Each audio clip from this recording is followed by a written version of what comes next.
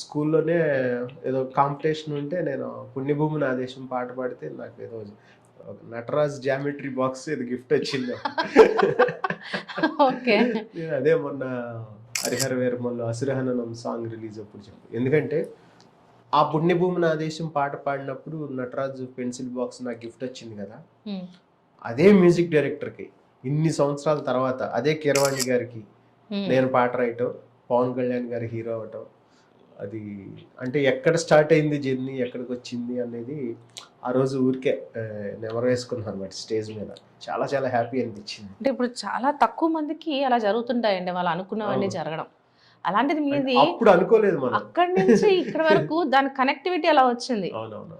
అంటే అంటుంటారు కదా మనకి, ఎస్ డెస్టినీ, ఏది కూడా అర్థం లేకుండా జరగదు అని అంటారు.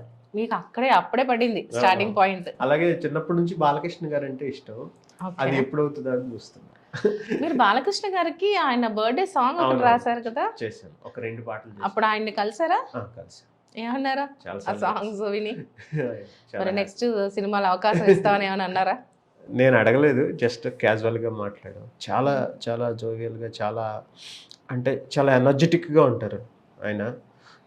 చుట్టూ ఉన్న వాళ్ళందరినీ చాలా చాలా హ్యాపీగా ఉంచుతారు. నేను ఫస్ట్ భయపడ్డాను కానీ అసలు అదేం ఉండదు. చాలా ఫ్రెండ్లీగా రాగానే ఎలా అంటారు ఫోన్ నేను పట్టుకునేవాడిని. ఆయన ఏదో స్టూడియోలో పాట పాడేవాడు సరదాగా కరోనా టైంలో. బాగుంది, లైఫ్లో మర్చిపోలేని రోజులు.